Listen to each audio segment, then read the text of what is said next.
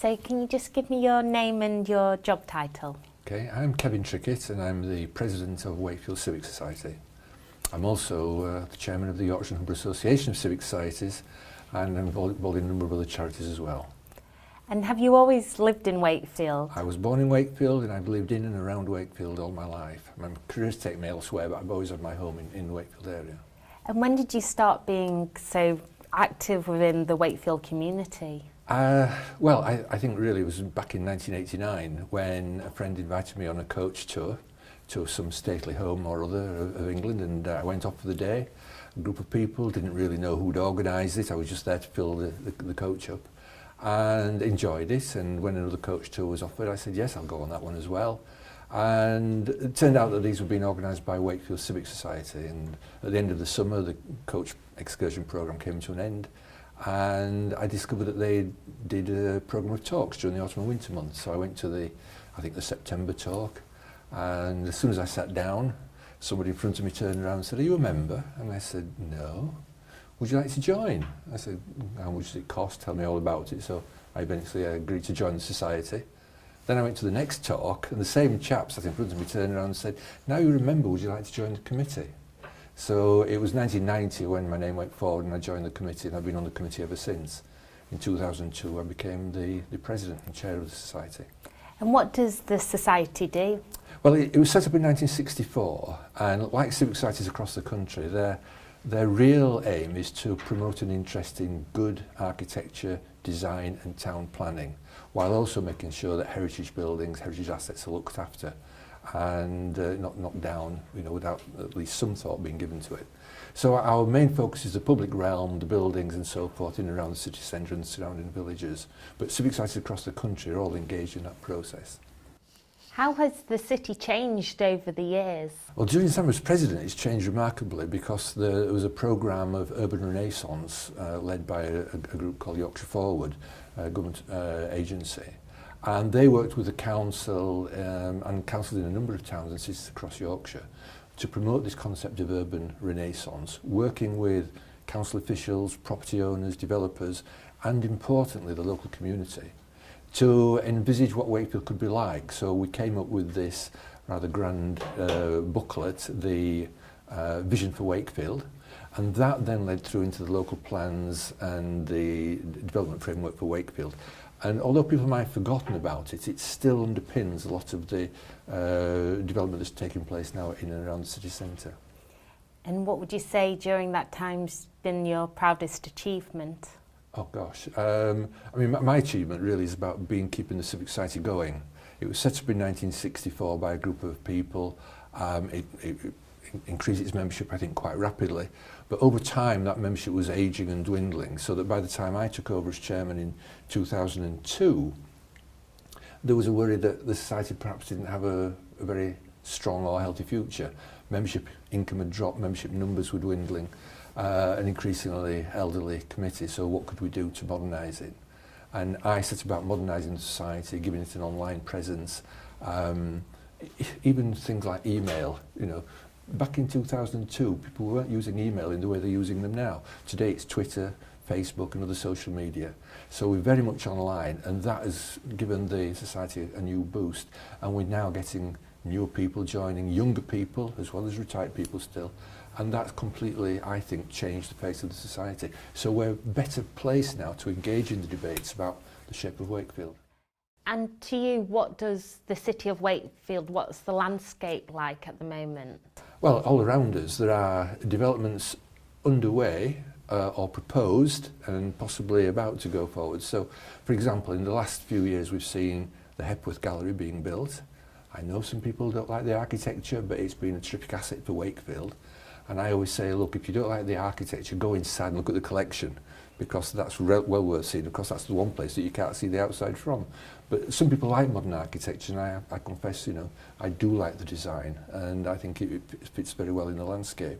We've also got the Trinity Walk development, a new shopping area for Wakefield, which has changed the dynamic, the footfall in Wakefield, because it now seems to run from the Ridings, which was built in the 80s, to Trinity Walk, whereas it used to run north-south, now it seems to run east-west. But again, it's bringing people into Wakefield, which is really important. And are there any major developments coming up you can tell us about? Well, there are some being proposed by the council. One I think which has started more or less this week is the reordering, if you like, of the Trickett area, getting rid of the subways which remain, changing the traffic priorities and the road layout, and opening up a vista one day between Trickett and Trickett Station, which has just been refurbished and looks very nice today compared to how it has been over the last few years. But you can't see it, it's hidden. So we've got the West Yorkshire History Centre, which has just opened in the last week or so. There's another building that needs to be sorted out, and then this vista will be opened up, and that will make the bottom area of Trickett much more attractive.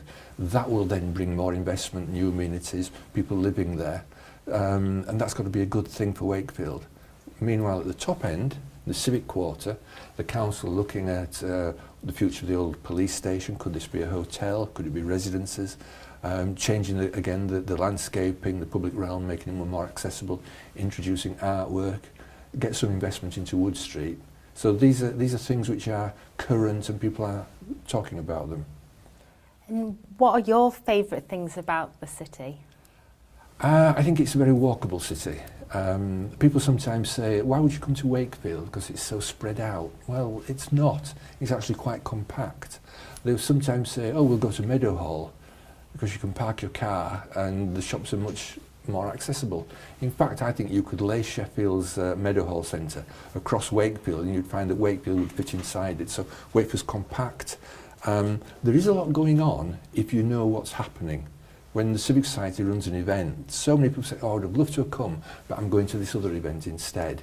Sometimes people say there's not much happening in Wakefield, but there is. You just have to prepare to look for it, go out and find it, and that can sometimes mean joining community groups to find out what's happening. Where does the Civic Society, where are they based?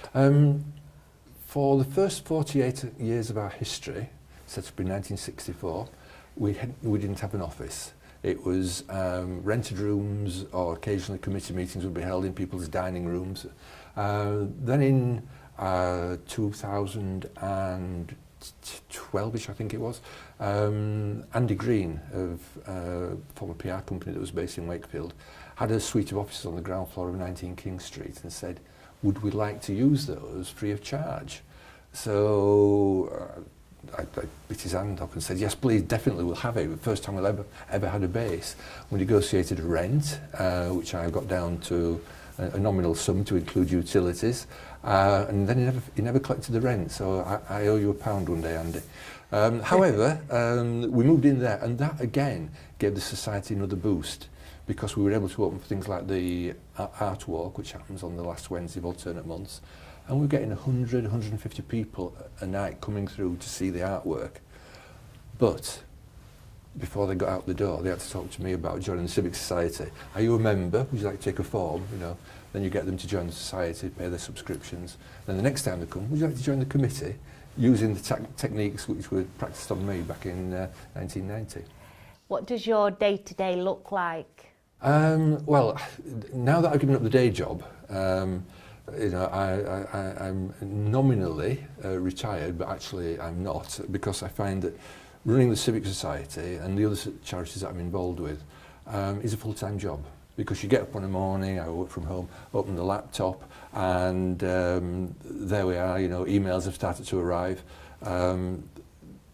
You start replying to emails, and the moment you reply to an email, it generates another email, then the phone starts to ring because people know you're around.